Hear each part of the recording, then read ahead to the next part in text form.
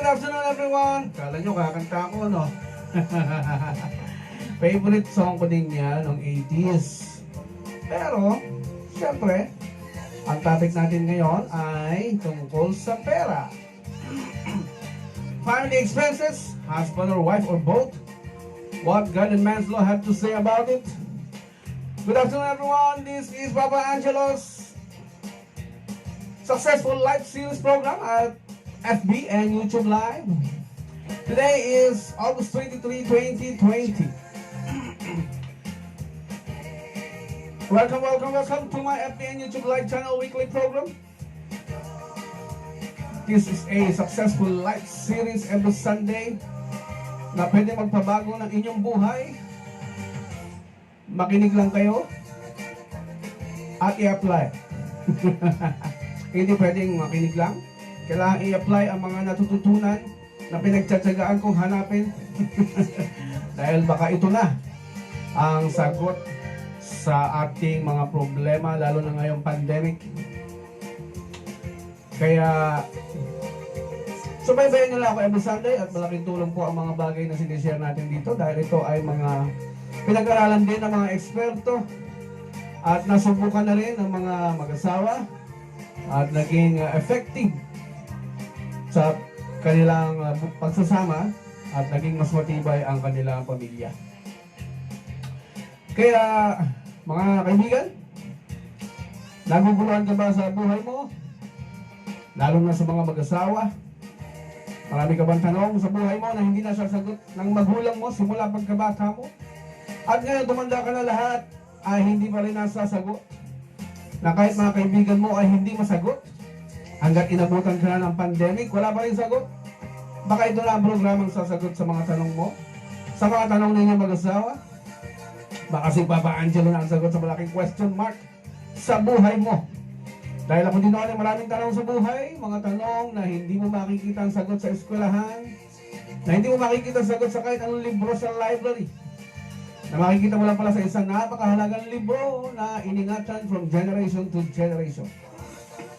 Libro na hindi kumukupas kahit anong panahon, na kahit lumipas mo ng langit at lupa, buo pa rin ang librong yan.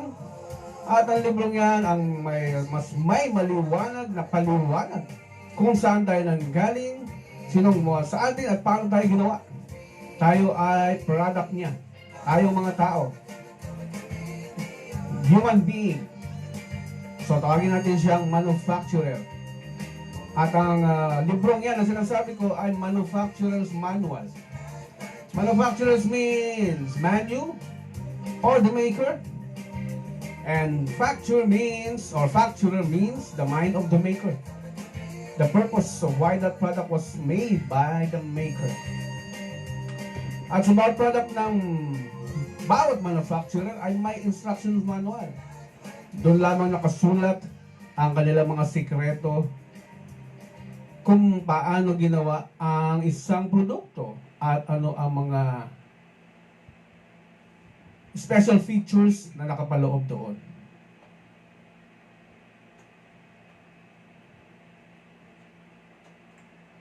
Wait lang po Ayun.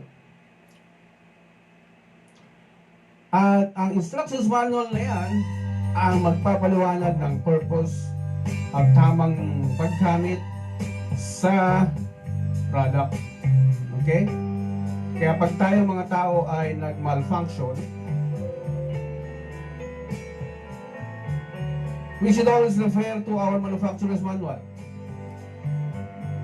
Dahil pag hindi natin binabasa ang manufacturer's manual na yan, every time we malfunction as human beings, or we didn't care to read it before applying it in our lives, paano mo nga i-apply kung di mo naman binasa? Tao lang tayo. We malfunction as human beings.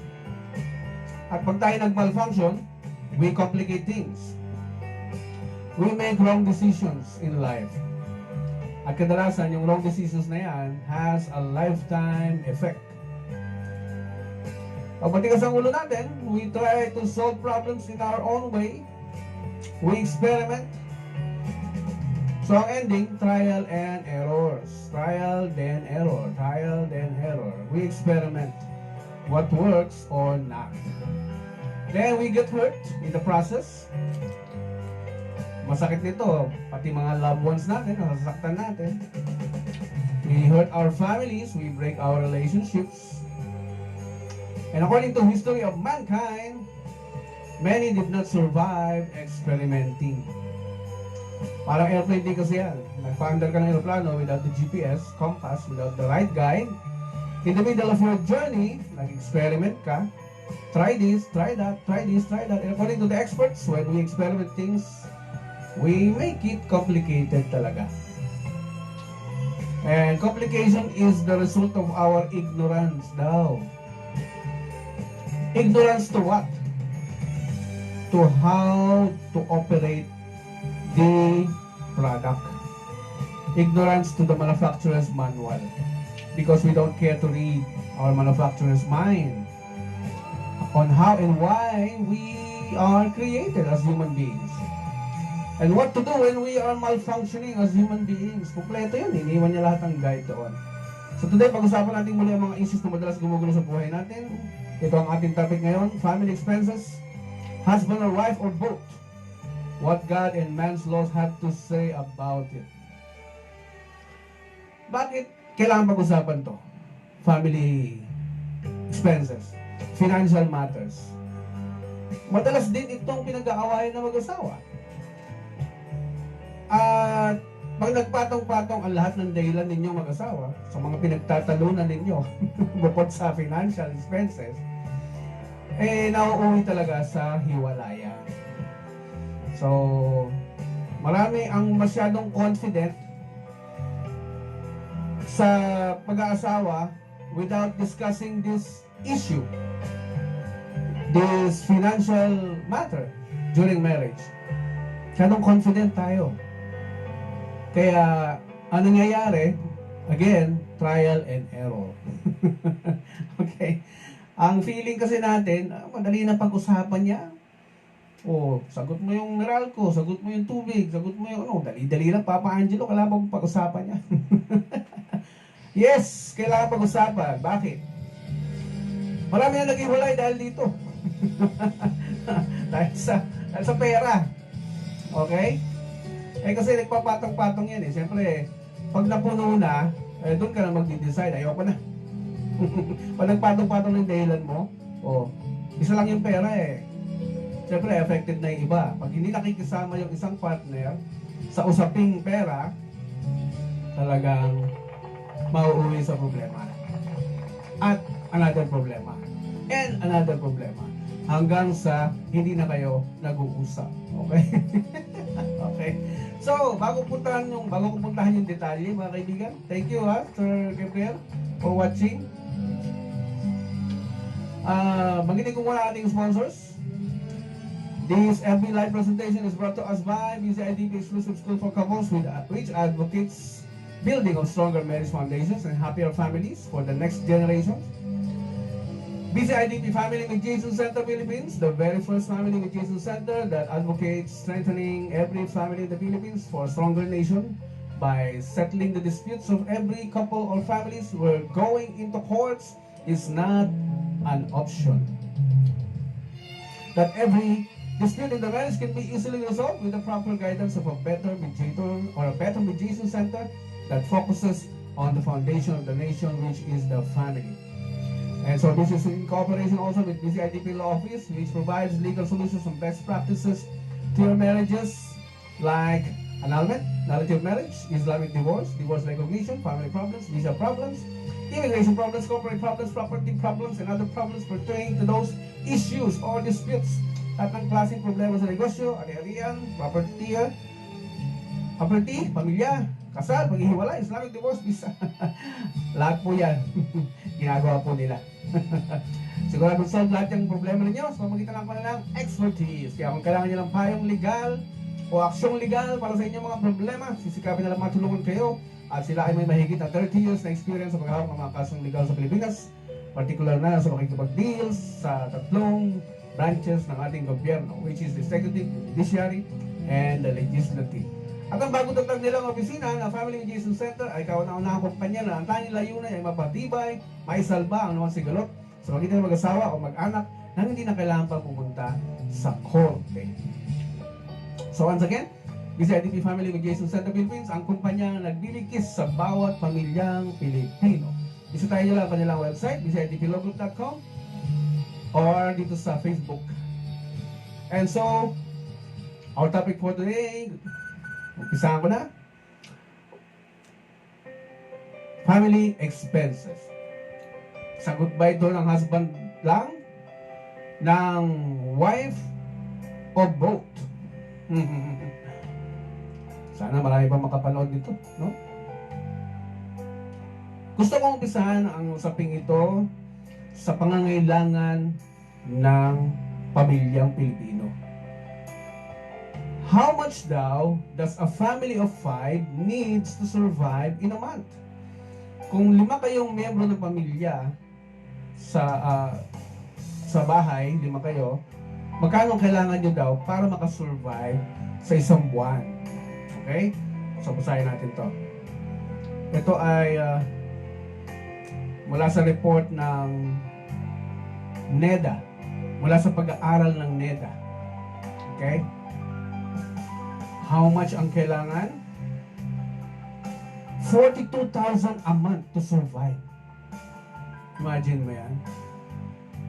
Ayon sa pag-aaral nila. Mula sa Philippine Star, June 8, 2018. Okay? Baka 2019, pareho lang. 2020, baka tumaas na to ng konti. Okay? Sabi dito, amid the ruckus sparked by a government's economist pronouncement that a 10,000 budget is enough for a family of 5 to survive, Socio-Economic Planning Secretary Ernesto Pera clarified the figure should actually be 42,000. My goodness. Pera was quoted as saying in an interview with JM7 that an average Filipino family would actually need an aggregate income of 42,000 to live above the poverty line. Okay? Pag bababa sa 42,000, ibig sabihin, nasa poverty line ka. So, this is based on the assumption that a household has 2 family members earning 21,000 each per month, which, under the tax reform law, exempts them from paying income tax. So, pag kumikita kayo ng mag-asawa na 21,000 each per month, exempted yan sa income tax. Kaya yung 42,000 na yan, may huhuwin yung dalawa. Okay? So, yun ang figure na kailangan pala. So, kinlarify. Kasi nung una nilang nireport sa media, 10,000 daw, pwede na. below minimum wage yun eh. Okay? So, kinlaro nila yan. So, kung after 2 years, ang pag-uusapan natin, baka 43 or 44 or 45,000 na ngayon ang kailangan. Lalo na ngayon may pandemic. Okay? So, another news report. COVID-19 will devastate the poor. A report by Sheila Coronel from The Interpreter. Galing sa site na loweinstitute.org. The pandemic threatens to break the already frayed fabric of communities that had not yet recovered from the drug war. Okay? Hindi pa nakaka-recover daw sa drug war. May COVID na naman. Ay, oo nga, sa PS pala naman. May COVID pa. Kaya makaka-apekto daw ng husto ito sa mga mahihirap. Okay? Sabi dito, Flaviano Villanueva was in tears last Thursday. This is published pala, March 24, 2020. It was day 5 of the enhanced community quarantine in Metro Manila. Day 5, pang 5 araw. Where the priest runs a homeless center. Pari pala to, si Father Flaviano Villanueva. The sprawling Philippine capital of 13 million people had been sealed off. And police and army troopers were guarding municipal boundaries to prevent entry of and exit. Businesses were shuttered, public transport was scarce. Early that morning, dozens of homeless people lined up on the street outside the Kalinga Care Center, waiting for the doors to open, ni Father Flaviano. They stood 1.5 meters apart in line with the government's guidance for the quarantine at the time. But the head of the barangay or village council, who had not been happy having the center there, ordered it to shut and drove the homeless away. Oh, grabe naman to si Kapitan. The barangay captain said they were just following the law. No mass gatherings, Villanueva said. But the first law is to save lives. These are among the first people who are going to die. So, yun po ang ating sitwasyon. Hindi lang naman po dyan sa lugar na yan na binanggit at marami pang lugar ang apektado. Okay? Isa-isayin lang muna natin itong mga problema na to bago tayo mapunta sa papalapit sa ating main topic. Okay? Cost of living in the Philippines. Kung gusto mo manirahan sa Pilipinas, ito para sa mga foreigner, ito ang kanilang pinapayo. The Philippines is the 13th most populated country on earth. Panlabing-13 daw tayo sa most populated country on earth. Millions of tourists and expats arrive there each year, hoping to get a glimpse of some unique biodiversity. If it's beaches, mountains, rainforests, or islands you're after, the Philippines is your spot. Also, it's a true melting pot. Over 125 individual languages are spoken within Filipino borders. Whether you're retiring, temporarily relocated, or moving to the Philippines for good, you'll want to plan your budget. Here's what you need to know about costs and finances while you're there. How expensive daw ang Philippines in comparison to other countries? In general, you'll find life in the Philippines pretty affordable. Upon your arrival, you want to exchange money from your home country into the local currency. Then, ang cost of living daw dito sa atin, ayon sa kanilang pag-aaral, sa Manila, kung titira sila dito, 1 bedroom, flat in city, 25,000 ang rent. Kung kakain kayo sa mid-range restaurant, dalawa kayo, 1,000. Kung transportation budget, monthly ito 1,530. Okay? Sa Manila. Binigay din yung mga example sa Quezon City, magkano ang gastos, kinumpare. At ang pinakamahal na expensive major cities daw sa atin, no, top 5 most expensive cities to live in the Philippines, Manila, Cebu City, Quezon City, Davao City, Cagayan de Oro. So, ibig sabihin, iwasan nyo itong mga lugar na to. Okay. Ganun pala yun. Yan. Okay. What else?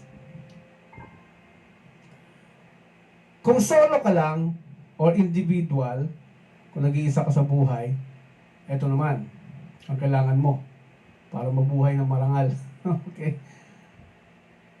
To the comfortable, from CNNPhilippines.com, this is published January 12, 2018. Okay. Research from 2016 shows about 50% of 25 to 35-year-old millennials still live under their parents' roof. And for extended periods of time, only 8% of early baby boomers in their heyday in 1981 did the same. But it isn't just the generation gap that causing the shift. Results of United States-based study are affected by the country's housing problems, recession, and steep standard of living. Ang kailangan mo daw dito pag solo ka, ito ang budget. In-interview nila si Laika Aguilar, age 21, program coordinator. Nung maging financially independent na siya sa magulang niya, humiwalay na siya, she got a full-time job at a non-profit organization. So, rent and electricity take up a large chunk of the bill, which Aguilar splits with 3 other roommates. They end up paying just short of 5,000 a month for their flat in Ortigas. So, kung tatlo sila nagre-rent, split nila yon 5,000 a month kasi 15,000 above yung rent ng condo.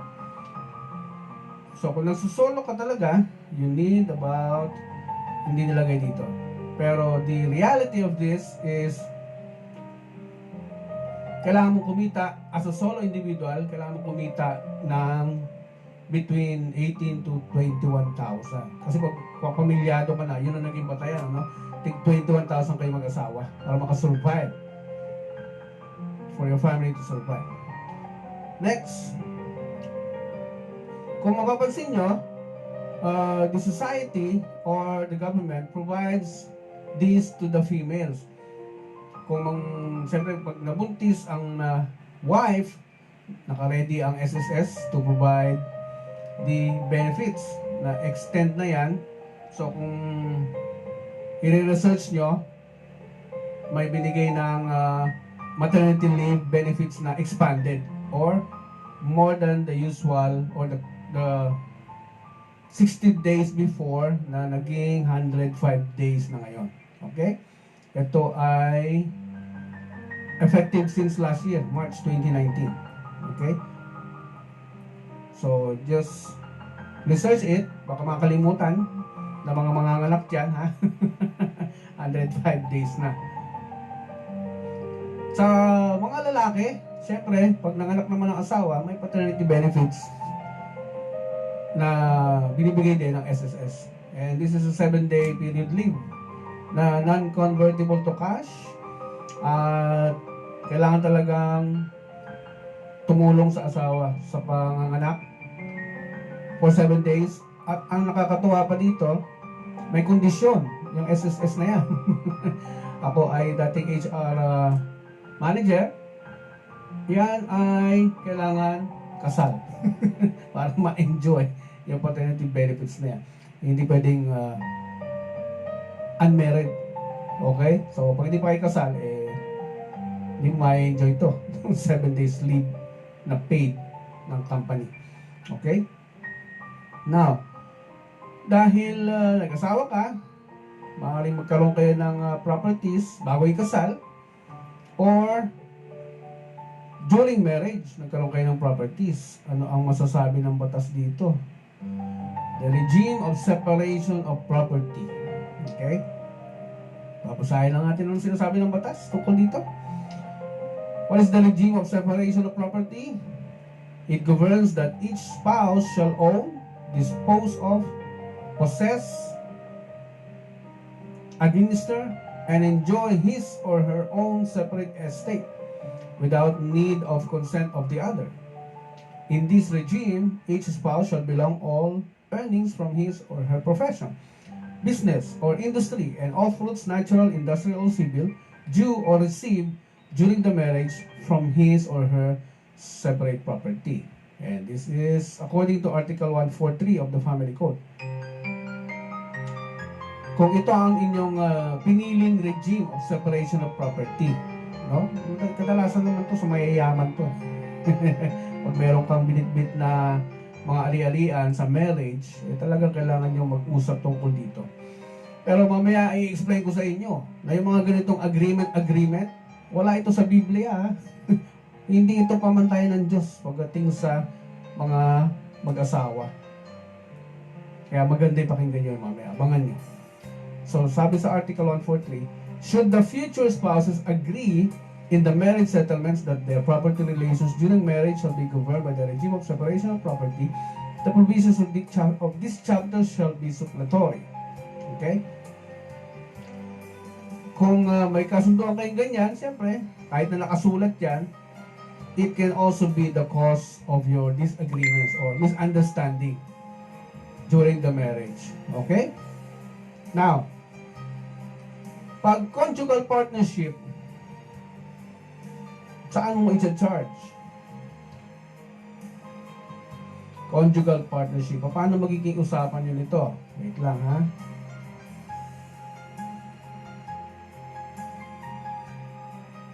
Sabi dito sa ating na-research, the Article 121, Family Code, the conjugal partnership shall be liable for, number 1, the support of the spouse, their common children, and the legitimate children of either spouse. However, the support of illegitimate children shall be governed by the provisions of this code on support. All debts and obligations contracted during the marriage by the designated administrator spouse for the benefit of the conjugal partnership of gains, or by both spouses or by one of them with the consent of the other.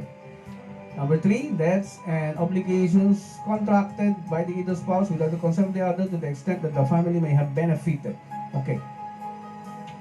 Article 121. Alam nyo yung civil code, nabuo yan na kung pag-aaralan nyo mabuti, this is all about common sense. No? Now, nung magkaroon ng family code, maraming provisions doon sa civil code na hinugot at binago sa family code. Yung common sense na sinasabi dito, syempre kung meron kayong, ano ba, mag-asawa, kung meron kailangan supportan, no? Kasi ang sinasabi dito kanina, support of the spouse, their common children, and the legitimate children of either spouse. However, the support of illegitimate children shall be governed by the provisions of this code on support. Meron separate explanation dyan. Halimbawa, kung walang kinalaman yung babae dun sa susuportahan, hindi mo dapat kunin yun sa loob ng pinaghihirapan yung dalawa. Okay? Kung pinaghihirapan lang nung isa, dun niya kukunin yun. Kumpara doon sa ibang bagay na hindi within, yung gastusin na hindi within the family. Okay? Malinaw tayo dyan, ha? Okay. Next. Ano ang sinasabi ng batas patungkol dyan?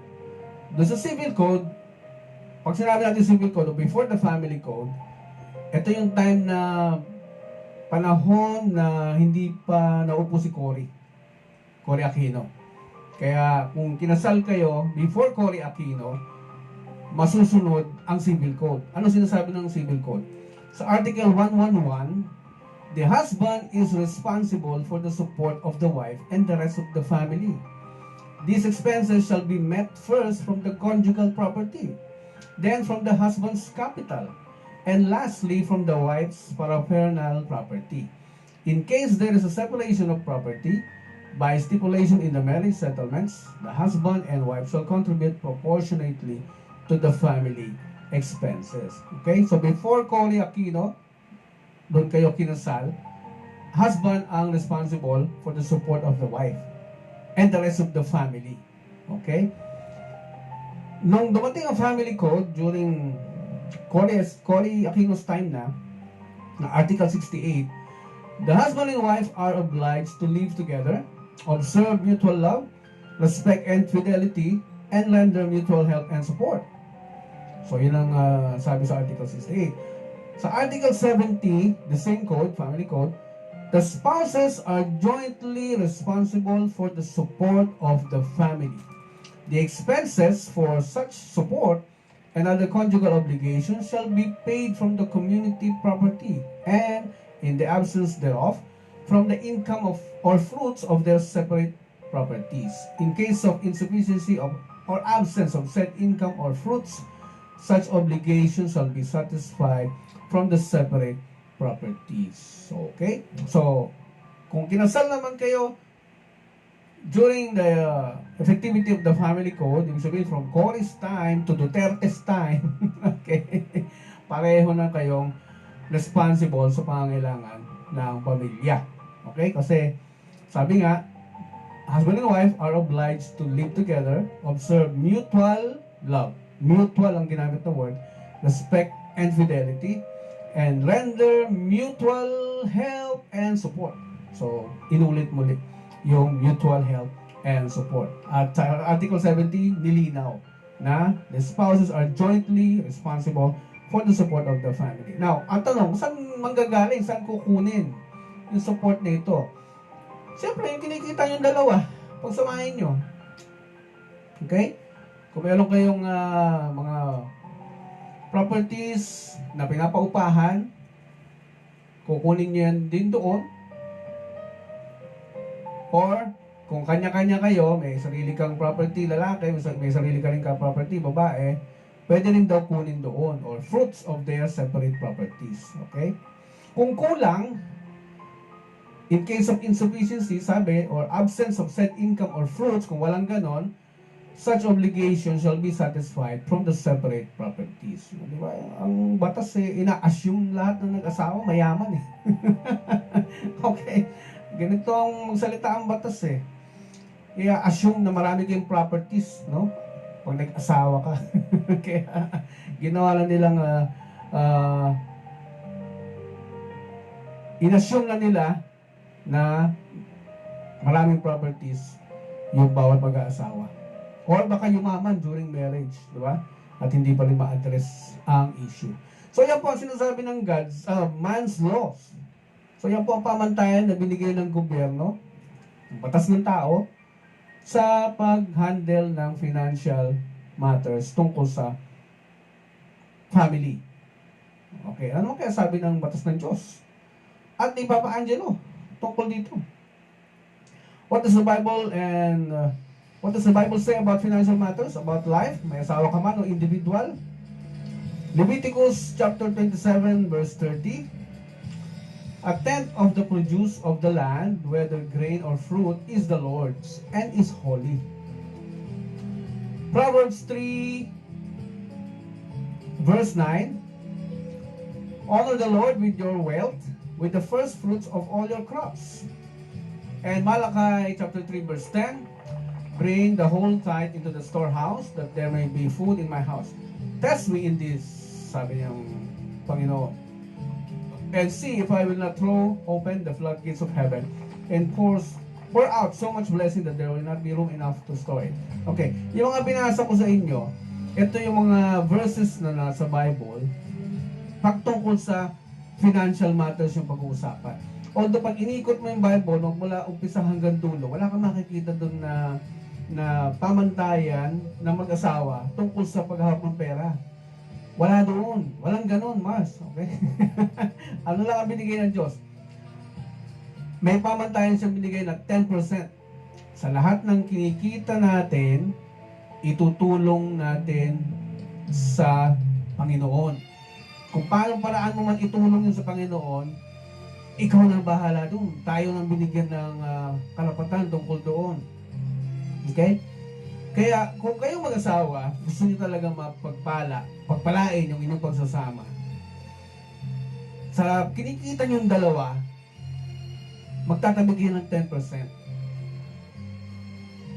Personal opinion ko, pag tinulong mo yan sa kapwa, yung 10% na yan, ayan halago talaga ang inyong financial standing. Babalik yan. Okay? Huwag mong panghinayangan yan. Yung 10% na yan na nasa Biblia, alam nyo, hindi lang pera din ang pwedeng pagbasihan dyan. Yan ay time management din. Kasi 10% sinasabi ng Diyos sa Kanya yun eh. Kung meron kang 24 hours sa isang araw, kunin mo yung 10% nun. Sa 6 days, kasi dapat yung 7th day, pahinga mo eh. Yung 6 days, kumpitin mo yung total hours mo doon, tapos kunin mo yung 10% ng total 6 days mo, yun ang para sa Diyos. Kaya kung meron ka planong gustong tumulong sa kapwa, yung total oras na yan na na-compute mo, punta ka sa charity organization, ibigay mo yan doon, no, sa mga batang nagugutom, punta ka sa isang foundation, ibigay mo yan. So maraming paraan talaga eh kung gugustuhin mo. Kung gugustuhin nyo ma-bless talaga ang inyong pagsasama ng material wealth. Binigay ng Diyos ang sikreto. 10% sa akin yan, bigay mo sa akin yan. Okay? At tandaan nyo, pag pinag-aralan nyo ang Biblia, merong 3 klase ng pagta-tithes. So makikita nyo yan sa www.study.com/academy/lesson. Tithes definition types, nandoon. So medyo mahaba lang pagka pinasa ko. Remember, God still loves us when we give and when we don't give. Sabi sa isang site ito na kinuquote ko, tithing isn't a way to earn God's love because we already have it.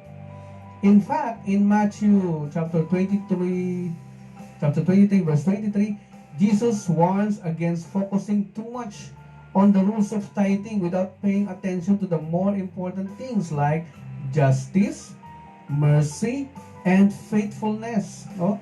Nag-warning si Jesus dyan sa Matthew 23:23. Kung magpo-focus ka masyado sa rules ng tithing without paying attention to the more important things like justicia daw, mercy, and faithfulness, hindi ka tanggap-tanggap para sa Diyos. Okay? Kapag naging stricto ka masyado dun sa rules ng tithing. You should be giving in some way. But when it comes to tithing, it's more of a spiritual discussion than a financial discussion. Okay? Because tithing isn't about the money. It's about the heart. It's living with the attitude that we are blessed to be a blessing. Okay? 2 Corinthians chapter 9 verse 7, sabi, each of you should give what you have decided in your heart to give, not reluctantly or under compulsion, for God loves a cheerful giver. Tithing means you're being obedient to God. So you should give without expecting anything in return. Giving encourages a grateful and generous spirit and can help steer us away from being greedy or loving money too much. Plus, being outrageously generous is so much more fun. Okay? So, sana napakinggan nyo yun, ha? Ang pagta-tithing daw is not about money. Yung 10% na yan, it's not about money. It's about the heart. No? Yun ang sinusukat ng Diyos, eh. It's living with the attitude that we are blessed to be a blessing to others. Okay? Kaya, dapat daw, magbigay daw tayo according sa ating puso. Dahil iniibig ng Diyos ang nagbibigay ng masaya. Okay? At dapat magbinigay mo yun, hindi ka nag-i-expect ng balik. No? Basta na itulong mo lang. Meron kang 10% na tinabi sa income ninyong mag-asawa. At tinulong mo, basta ganun lang. Huwag ka na mag-isip ng kotse na babalik. or madoble yung amount. No? Huwag ka mag-isip ng ganun. Mawawala ng visa yung binigay mo. Okay? Now, ako naman, sa experience ko, sa buhay, I'm having problems with giving 10% to the church. Okay? May problema ako ngayon dyan. Bakit? Kasi most Christian churches now took advantage of this Bible passage, no? They made it compulsory for members to give 10% to the church. Nako, yan ang masakit dyan, eh, no? Naging compulsory. Ikapu, ang tawag nila dyan. Ang sabi naman ng Diyos, magbigay ayon sa pinasya ng puso. bakit merong 10% na kailangan ibigay sa simbahan? Okay? Malinaw naman yung mga binasa ko kanina. Binigay lang ng Diyos na pamantayan yun, basta 10% sa akin. Oras man yan, panahon, or pera, that's mine. So give it back to me. Yung hindi kasi yan yung pag-compulsory na yan na 10% ibigay sa simbahan. Hindi yan yung exact commandment ng Diyos. Di ba? Ako din sa mga binasa ko. Pero these religious leaders took advantage of it. It should be voluntary on the part of the individual. Okay? Na yung iba nga ina-announce po sa microphone, si kapatid or si brother nagbigay ng 10% na ganitong halaga. Tuwa-tuwa naman si brother, naka-announce. akala mo makakatulong yun, ha? O bukas makalawa may nakapila ng tao sa bahay mo. Hingi ayuda. Okay? O mangungutang sa'yo. Okay? Hindi binobroadcast kung gaano kalaki ang binibigay ng members. Nakakaya, no? Ginawa negosyo yung Bible. Ang dami dyan, nag-aaral ng theology, tapos magtatayo ng sariling simbahan. No? Ginawang business simbahan. Tapos, dahil magaling mag-speech, magaling mag-talk, o dumami yung members, daming bibigay, so naging bread and butter yung simbahan, hindi na nagtatrabaho. Simbahan hindi nagtatrabaho. So, ang dami niyan. Tapos, bawal ipahawak yung simbahan sa mga members. Hindi ka kapamilya, eh. Family members only ang hawak ng administration ng simbahan namin. Dahil kung mapunta sa pamilya mo mga assets nila, no? Mga savings sa simbahan, no? Naghirapan nila yun, eh. Kaya pag ito ginawa compulsory ng simbahan mo, isang palatandaan yan na hindi yan sa Diyos, yung religion mo. Hindi yan sa Diyos pag ginawang compulsory yan. Sorry, pero yan ang katotohanan. Bible na rin yung may sabi, huwag tayong maging bulag na tagasunod lang. Pag-aralan, pag-isipan, timbangin, at humiling ng karunungan sa Diyos kung ano ang totoo. The Holy Ghost will tell you the right thing. Pero the Holy Ghost will not tell you anything kung wala ka namang ginawang pag-aaral tungkol sa kinukonsulta mo. Kung suggest ba yung religion mo or not. Kailangan pag-aralan mo bago ka tulungan ng Holy Ghost to help you understand. So yan po magbibigay na guide ni Papa Angelo sa inyong lahat ng sa bagay na yan. Now, kumonsulta tayo ulit sa mga eksperto. Financial problems in marriage. Sabi dito. Tingnan natin. Pag tungkol sa marriage na pag-uusapan, madalas daw itong 5 bagay na nangyayari. At ano ang gagawin nyo tungkol doon? 5 financial money problems in marriage and what to do about them. From www.resources.additionfi.com. Financial problems in marriage. Number 1. All married couples have disagreements from time to time. It's the nature of being in a long-term relationship. No matter how much you love your spouse, there will still be occasions when they drive you crazy and vice versa, of course. Our members sometimes come to us with questions about financial problems in marriage. They're interested in knowing how to avoid financial disputes and arguments. With that in mind, it is important to think about the ways that marriage will affect your financial picture. Money is the number 1 cause of disagreements between married couples. With that in mind, here are 5 money problems in marriage.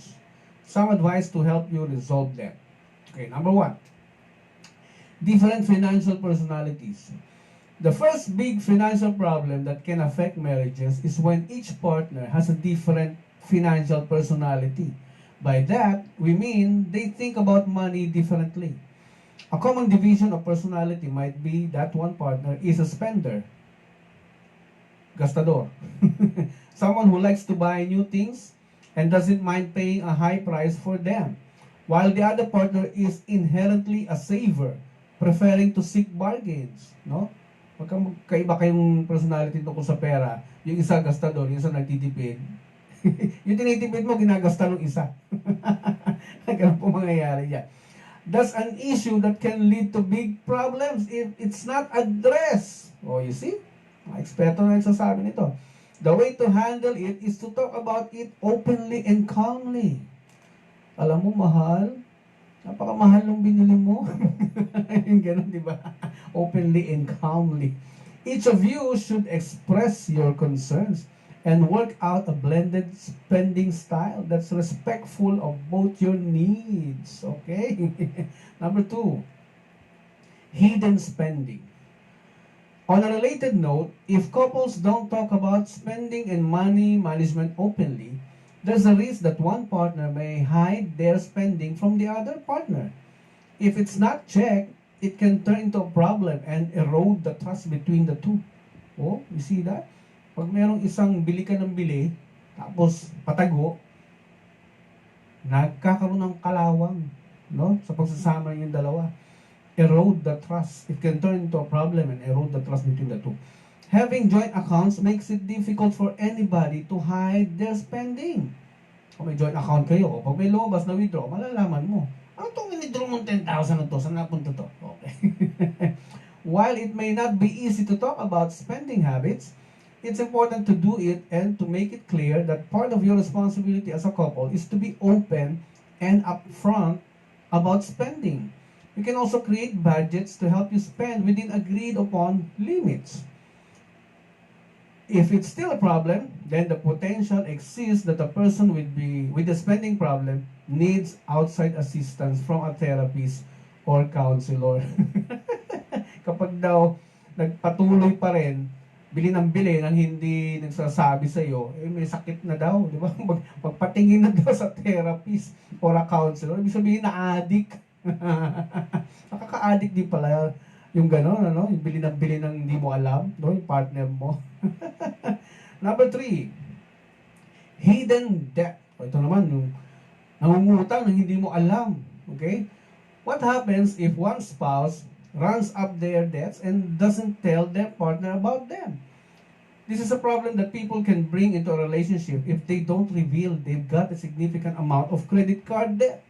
Or it can arise after you get married if hidden spending turns into a hidden debt, no? Kung lumabas na after nung kasal niyo, dahil palang utang sa credit card, no? Gulat ka na lang, ikaw na nagbabayad. If you have a spending problem and you run up a debt, you have a responsibility to tell your partner because it can affect them too. For example, if you have unpaid debt and the two of you want to buy a home, delinquencies on your credit card can prevent you from qualifying or ensure you get stuck with a high interest rate. The solution is to talk about spending and debt without shame and to reveal any hidden debt to your partner immediately. Sabihin mo na. Okay, bago mo papirma yan ng marriage contract yan, partner mo.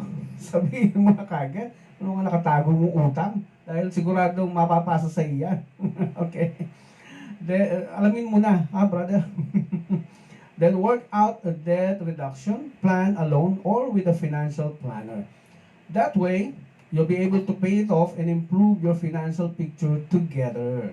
Okay? So, pangatlo na yan. Nagtatago ng mga utang sa asawa. Okay? Number 4. Financial power plays. When one spouse earns more money than the other, it can create financial inequality and lead to resentment, especially if it's not something you talk about. Okay?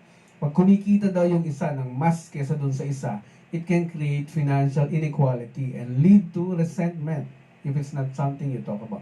It's not uncommon for one spouse to choose to stay at home after starting a family.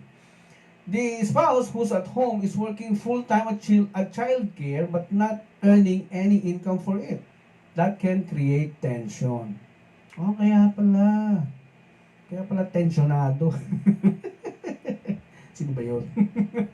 Okay. To avoid this problem, have a conversation about what staying at home means for your relationship. Both partners should be on board. The same is true if one partner makes a lot more than the other.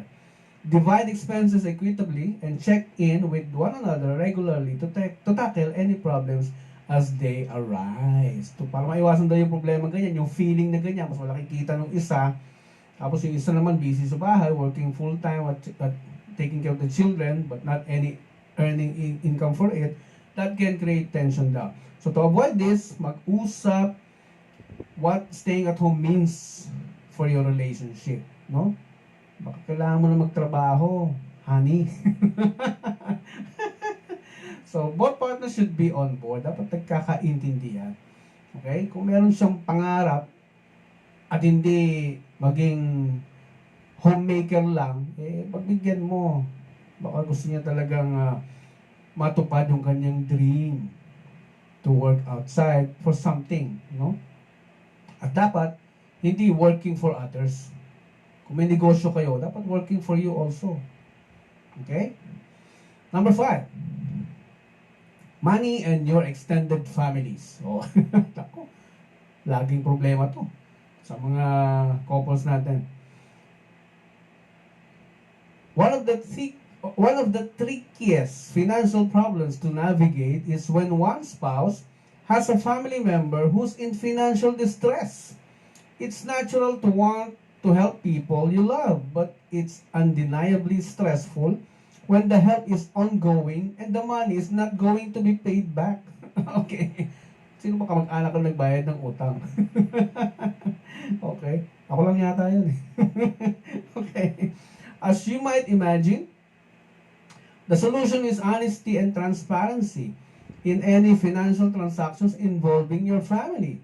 It's important for both partners to be on board. It may also be helpful to set boundaries, how much you will loan or give, and how much you're willing to let it affect your lives.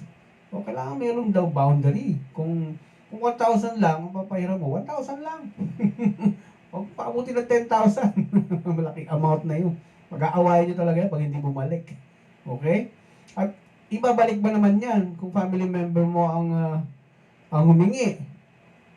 Mag-pray mo na lang. Na makatulong na malaki sa kanila yun. Pero don't expect. Okay? Kaya pag yung ibang kapamilya kasi na nagpahiram, tapos nag-i-expect ng balik, mag-aaway talaga kayo niya, masisira ang relasyon yung pamilya dahil sa pera. Okay? Kung kapatid mo yung tinulungan mo, sige na. Baka nagbagong buhay niya dahil doon sa pinautang mo. Ipagdasal mo na lang na maalala niya. Okay? Pag ikaw naman nangailangan. Okay? Sana maalala niya. It's also worth keeping in mind that in some cases, you may want to take an end run around giving money if you've got a family member who's irresponsible and always seems to need help. No, ang daming ganito, no? Irresponsible, parang laging kailangan ng tulong. Kabibigay mo lang ng isang araw, kailangan na naman. Okay? May ganyan, ano? Naaabuso. Naaabuso yung pagtulong. You might be better off getting them a couple of appointments with a financial planner than throwing money after the problem. Kailangan may nag-a-advise kung paano i-manage ang kanilang pera. Okay? Para hindi ka bigay ng bigay. Kaya nga, nandun pa rin yung prinsipyo ng Diyos na turuan mo, mamingwit, kung nangangailangan ng isda. Susunod, siya na mamimingwit. Turuan mo mamingwit. Okay? Money can cause disagreements in marriage.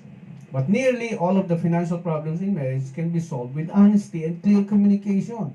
Secrecy and dishonesty won't help, and in most cases, will just make the problem worse. Okay? So, balikan natin itong 5 bagay na nagiging problema sa marriage pagtungkol sa pera. Number 1, different financial personalities. Kapag kayo daw may magkaibang personality sa paghawak ng pera, magastos yung isa, ikaw kuripot, nako, may problema daw dyan. Kailangan pantay. Okay? Hindi pwedeng yung tinitipid mo, hindi lulustay ng isa. Okay? Number 2, hidden spending. Nako, wala dapat tinatago sa mga binibili. Talagang mag-aawayan yung mag-asawa yan. At nandun pumapasok yung respeto, no? Sa marriage counseling namin, dahil naka-built-in yung respect sa lalaki, kahit na pera mo yan, at binili mo, no, babae, binili mo yung gamit na gustong-gusto mo, kahit sarili mong pera yan, pero di mo pinaalam sa husband mo, magagalit ang husband. May problema kayo dyan. Okay? Magkakaproblema kayo dyan. Bakit? Mararamdaman ng lalaki yan dahil may built-in chip na tinatawag na respect na in-install ng Diyos sa katawan ng lalaki yan. Kaya huwag kang magtaka kung bakit nagagalit ang husband mo sa tuwing may bibilin kang hindi niya alam. Okay? Number 3, hidden debt. Yung mga utang, bago mo pinakasalan, may utang siya, ikaw ang magbabayad niya. Kaya, ipagtapat na bago pa magkasalan yung mga utang na yan. At kung kasal na kayo at may tinatago kang mga pagkakautang, talagang problema yan, no? Kapag hindi alam ng husband mo, may mga Bombay na hunting sa iyo sa bahay. Hindi ka mahagilap ng mga Bombay. O, asawa mo tatanungin, asa asawa mo, ha? Dami utang sa akin yan. Away pag uwi mo. Yari ka. Number 4, financial power plays.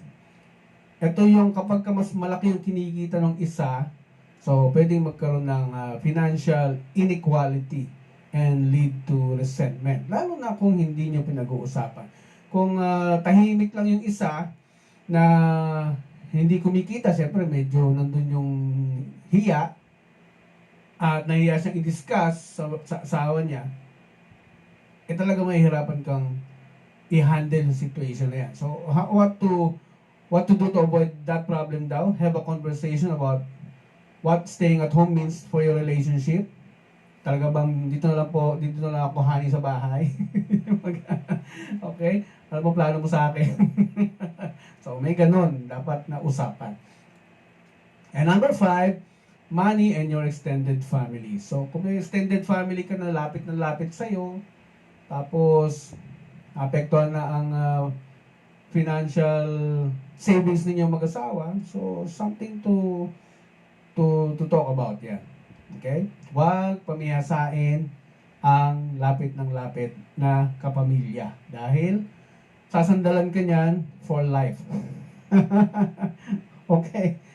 Huwag pamiyasain. Okay.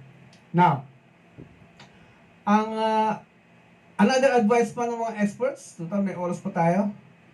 Financial advice married couples should not ignore from www.thebalance.com.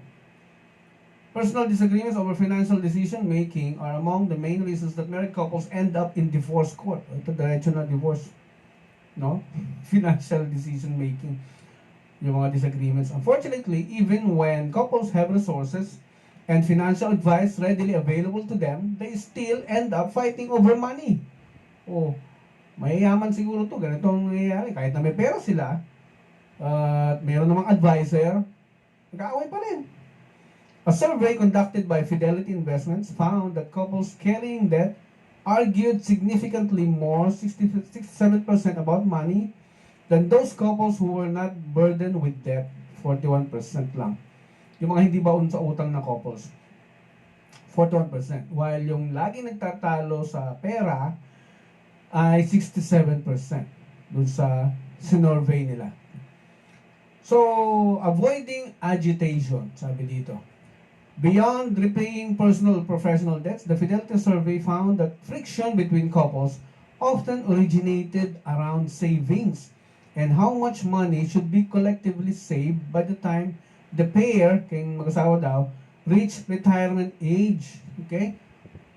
In the US, a general lack of aggregate savings among this demographic, paired with the largest population of retirees drawing on Social Security than ever before, has combined to intensify stress on these aging couples.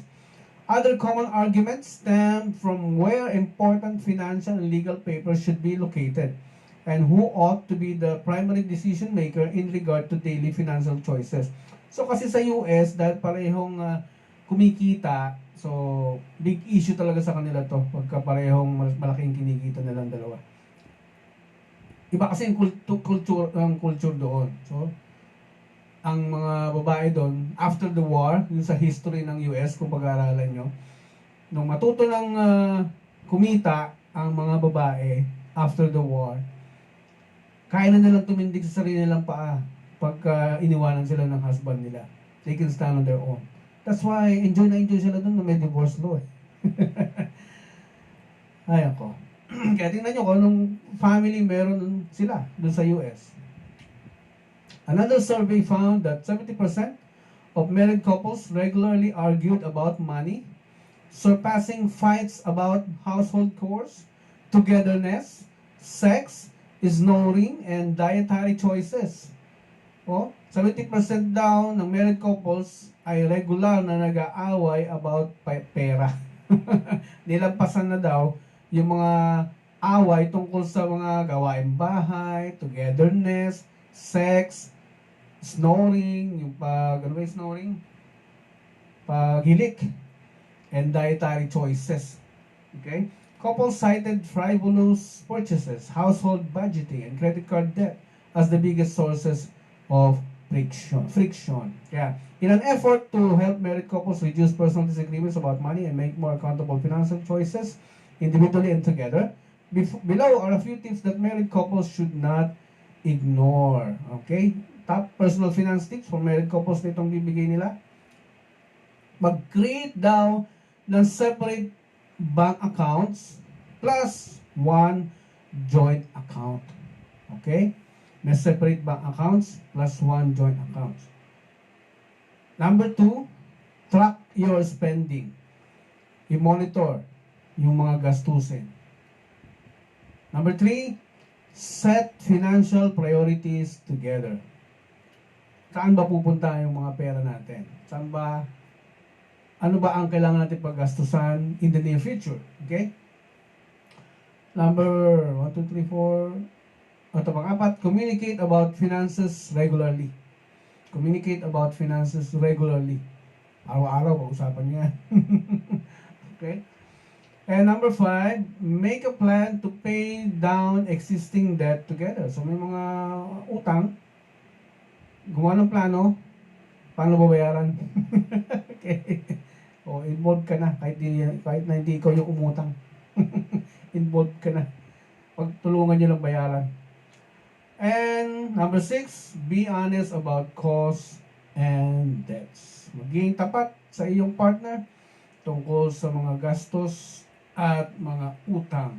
So, in-explain dito, yung bawat item na sinabi ko, tingnan nyo lang sa www.thebalance.com. Financial advice for married couples. Okay, nandito po lahat yan. Kakapusin ko tayo sa oras pag binasa ko lahat yan. So, in closing, ang payo ni Papa Angelo sa inyo lahat, put all your joint profits in the institution, which is the family. Huwag magkanya-kanya. Payo ko yan, ha? Philippine culture. So, sa wife, before buying anything, magpaalam sa husband. Kasi, sabi ko sa inyo, may built-in respect na naka-install sa husband eh. Kahit pera mo pa yan. Sakop pa rin yan ang utos ng Diyos na wives, submit to your husbands. In Ephesians chapter 5 verse 22. Subukan mong i-disobey ang commandment na yan. Lagyan mong kondisyon. Papa Angelo, hindi lahat ng oras dapat magpasakop sa husband. Seasonal yan. Pag nilagyan mong ganyang kondisyon, tingnan natin kung ano mangyari. Okay? May built-in punishment yan. Talagang mawala ng gana sa iyo husband mo. Kaya, God's standards na ang masusunod kapag buhay mag-asawa na ang pinag-uusapan natin. Hindi standard ng society, hindi standard ng kapitbahay, hindi standard ng gobyerno, at lalong hindi standard mo. Okay? God's standards na ang masusunod. Kaya, yung mga binasa ko sa inyo, reviewin nyo lang itong FB Live para mas maintindihan nyo. Kung may gusto kayong linawin, meron po akong hotline.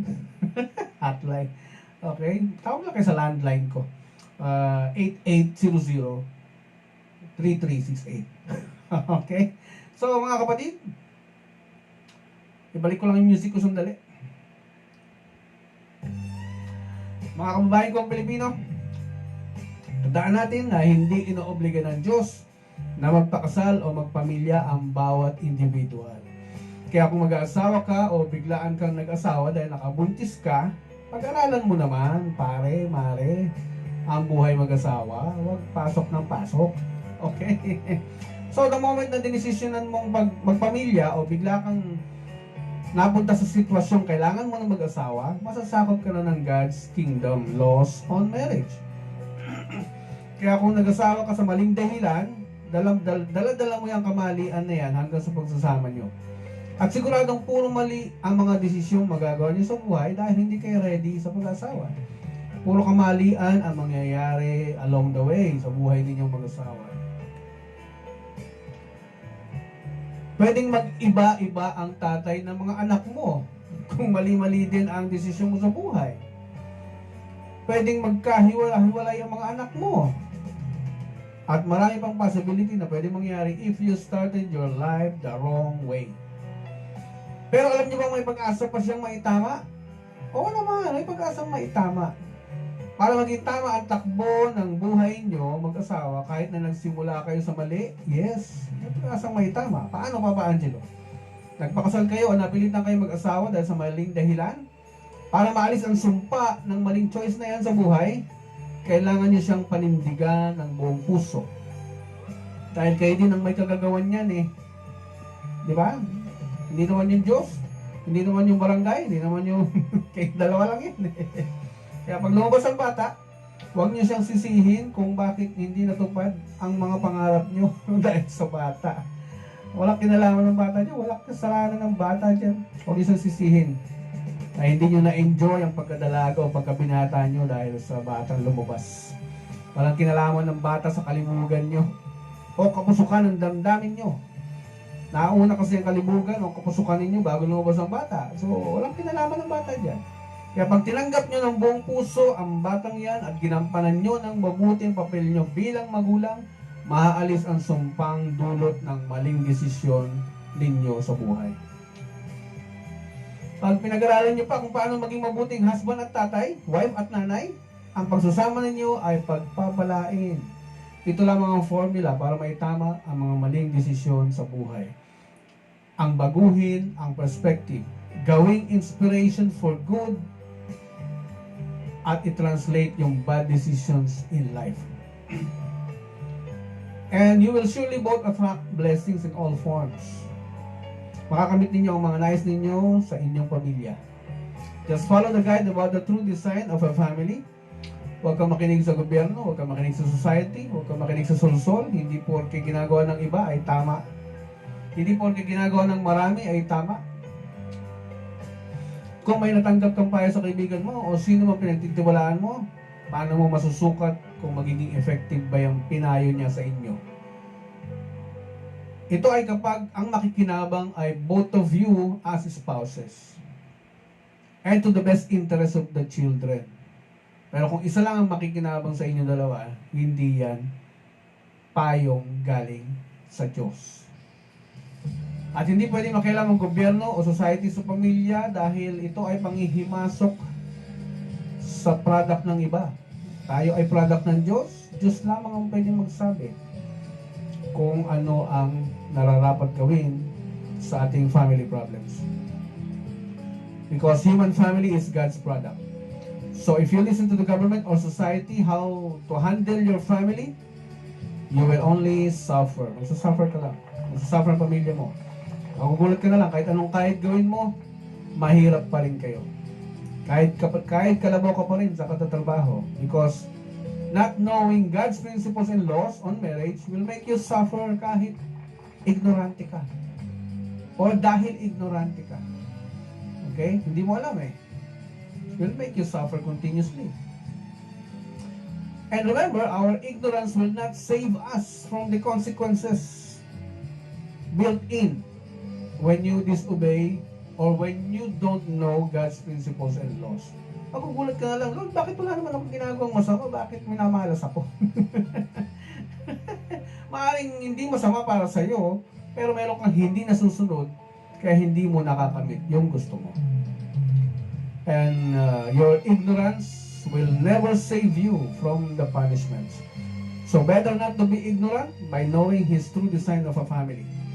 Yung mga binabasa ko sa inyo, mga nire-research ko, balikan nyo. Apply it. Doon mo makikita yung wisdom kapag in-apply mo. Pag binasa mo lang, then hindi mo naman sinare sa asawa mo, sa'yo lang yun, ikaw lang nakakaalam. Paano mag-work out kung hindi mo isi-share sa asawa mo at hindi nyo i-apply? No? Yun yung sinasabing inalam mo lang, pero hindi mo naman ginawa. Because everything here on earth was created to function by laws, by principles. Kaya kahit hindi ka religious, kahit hindi ka pala simba, pero sinusunod mo yung mga nakasulat sa Biblia dahil naintindihan mo, you will attract blessings. Okay? You will surely attract blessings.